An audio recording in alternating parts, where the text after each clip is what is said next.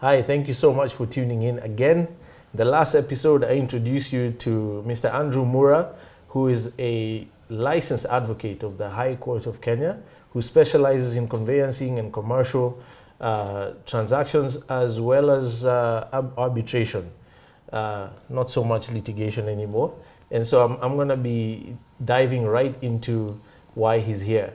You're watching Online in Kenya, and I'm Solomon Wango.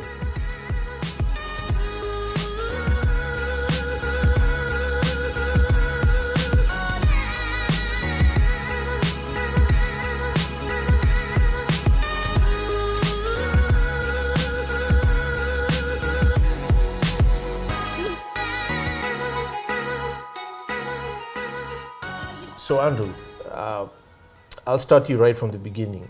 I am a first-time land buyer or property buyer because I believe the law treats everything generally the same, whether I'm buying land or an apartment or a single-family home or a commercial building, right? Where do I start? What would you advise as an advocate for someone to start as far as that process is concerned? Well, the first port of call, if you absolutely have no lawyer that you can think of, is to call the Law Society of Kenya. The Law Society of Kenya will give you an advocate, or at least you can even search by specialization. So you can find the lawyers who do conveyancing, you can find the lawyers who really? Yeah, pretty much based, because what happens when we are applying for our practicing certificate, for practicing license for the year, we are required to put down which areas of specialization we work on. Okay. So they're able to tell you that, okay, if you need a resolution of a dispute before the courts, litigation, right, these are the best people to talk to. Right. Then just, they don't give mobile numbers, right, but they'll give the office numbers for each of the respective lawyers. Okay. So there you can get the lawyer that you need. But I've found that generally speaking, someone knows someone who knows a lawyer. Right. So it's also a good place to start. And the thing to find out is, are they a conveyancing lawyer? Right. Are they able to help you with property transactions? Right. Yes. Because it's something I always try to clarify, that just because someone's a licensed advocate does not mean that they are competent enough to help me or sort me out as far as property transactions are concerned. You want someone with some experience in conveyancing, yeah, or land property transactions, right? Yes. So how does one go about confirming your current stature as being licensed? Yeah.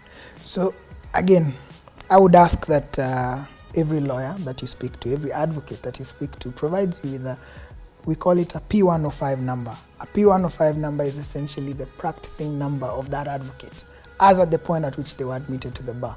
Okay. So, for example, mine is P105/8249/11, which is essentially the year I got admitted to, 2011. Right. So with that, if you search the LSK website, Law Society of Kenya, you can find the status of a lawyer. And it'll say active or inactive or unknown. Right. Active essentially means the person is good to go. They have a practicing license for the year, the current year. Right. And they're in good standing with the Law Society. Okay. That, of course, does not mean cases have not been filed against that lawyer in that period since they got the license. Okay. But the first port of call should be there, because if you see anyone that says inactive, that's definitely a no-go zone. Okay, and why would one be labeled as inactive? Inactive means, so for us to get a practicing license, we have to do what are called continuous legal education throughout the year. So in 2018, I'm supposed to acquire about 5 points. We call them CLE points. Okay. So based on these 5 CLE points, based on paying for a practicing license, yeah, I am allowed to practice in 2019. Okay.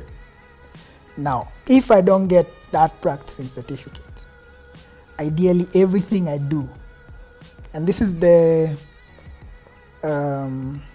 seriousness of the matter. Everything I do is essentially null and void. We've seen cases in court, for example, being thrown out just because they were filed by an inactive lawyer. Yeah. Yeah, it's a serious That's crazy. affair. It's very serious, yes. Yeah, and you don't want to find out in the middle of an issue that your lawyer is not licensed to practice. Yes, yes. Okay. If you allow me to go a step further, Sure. one of the things you need a lawyer for in the process of purchase and sale of a piece of land is due diligence. Mm-hmm. The minimum we should ask of each and every person is just do a little due diligence on your own lawyer. Right. Because then that way you absolve yourself of so many problems in the future, should that lawyer be one who's not qualified. Right. Yes. That's good information to know. And you know, I've said this before, make sure that the lawyer you're choosing to work with is licensed to practice.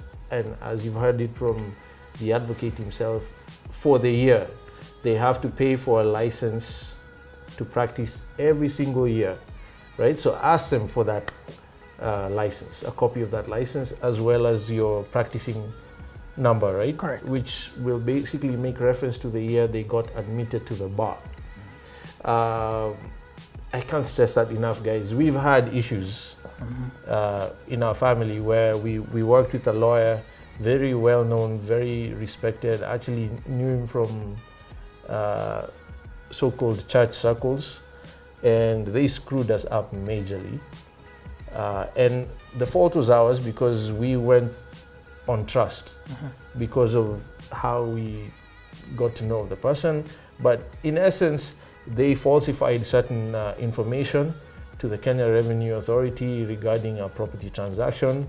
They asked us for a certain sum of monies, which we paid, but a good chunk of that amount that was supposed to go to a stamp duty payment was shared amongst himself, herself, and their broker, right? And so the KRA receipt we ended up getting for this property reflected a much lower sum than we actually had spent ourselves. And you know, we were finding out after the fact when everything was done, and it was a horrible experience, very disappointing. Now the reason and that's really when I got keen about interrogating advocates about whether or not they're licensed and so on, because if they're not, number one, you just don't deal with them, right? Now if they are and something like that happens, you can hold them to account. You could write letters of complaint and so on, and you know that provides you some sense of accountability in an effort to resolve the issue. So it's so important, not just for that reason, for many others. We'll probably cover a few more going forward, but again, please work with licensed professionals, not just anyone, even if they were recommended to you by your own mom, dad, friend, cousin, whatever the case may be, right? If you have questions about this, please send them in. All our social media platforms are up and running. We're happy to hear from you and engage Andrew more. Give us a call as well, 0700010001. Again, that's 0700010001. You're watching Online in Kenya. I am Solomon Wangwe. Stay tuned for more great information about this process with Andrew in the next episode.